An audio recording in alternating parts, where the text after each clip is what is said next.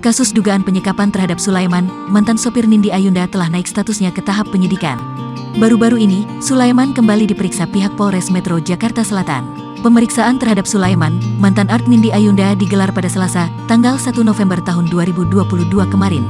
Saat diperiksa, Sulaiman dicecar 50 pertanyaan terkait dugaan tindak penyekapan yang dilakukan Nindi Ayunda. Fahmi Bahmid selaku kuasa hukum membenarkan adanya pemeriksaan itu saat dihubungi awak media. Ia menjelaskan kronologi yang disampaikan kliennya. Jadi saat perjalanan pulang ke rumahnya, Sulaiman ditelepon Nindi Ayunda. Dia diminta untuk kembali, kata Fahmi Bahmid saat dihubungi awak media, Rabu, tanggal 2 November tahun 2022.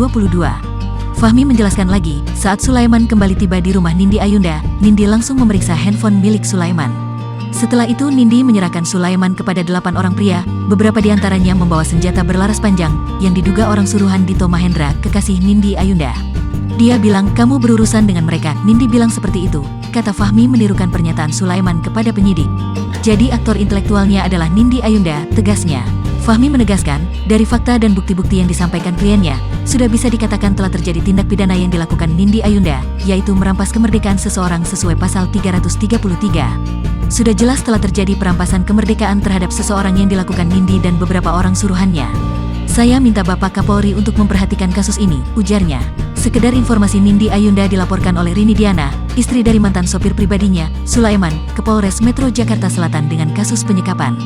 Rini melaporkan Nindi pada tanggal 15 Februari tahun 2021.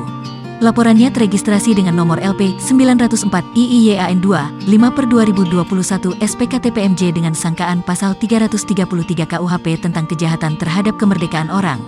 Sementara itu, dilansir dari Kompas.com, kuasa hukum Nindi Ayunda, Yafet Rizky, menyebut tuduhan tentang penyekapan ex-sopir kliennya, Sulaiman, tidak mendasar.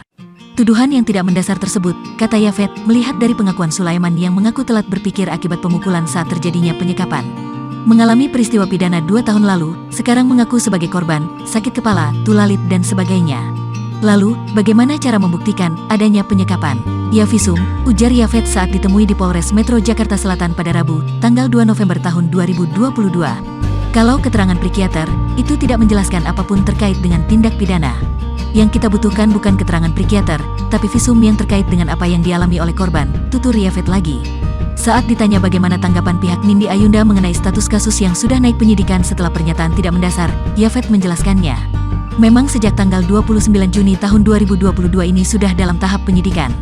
Kalau masih dalam tahap penyelidikan, orang tidak bisa diperiksa sebagai saksi, orang dipanggil sebagai klarifikasi, baru itu penyelidikan.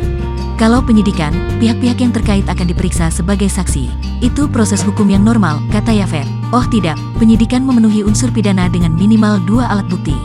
Justru penyidikan itu dilakukan untuk memastikan unsur-unsur pidana itu terbukti atau tidak, tutur Yafet lagi, dilansir dari Kompas.com dalam artikel berjudul Pihak Nindi Ayunda klaim tuduhan penyekapan tidak mendasar, tetapi status kasus naik ke penyidikan. Diberitakan sebelumnya, seorang perempuan bernama Rini Diana melaporkan Nindi Ayunda ke Polres Metro Jakarta Selatan pada tanggal 15 Februari tahun 2021. Dalam laporannya, Rini Diana menyatakan suaminya, Sulaiman, yang merupakan mantan sopir Nindi Ayunda diduga menjadi korban penyekapan pelantun untuk sahabat itu. Laporan tersebut teregistrasi dengan nomor LP 904 IIYAN 2, 5/2021 SPKTPMJ dengan sangkaan pasal 333 KUHP tentang kejahatan terhadap kemerdekaan orang. Setelah itu, Kejaksaan Negeri Kejari, Jakarta Selatan menerima surat pemberitahuan dimulainya penyidikan, SPDP, dari Polres Metro Jakarta Selatan terkait kasus dugaan penyekapan tersebut.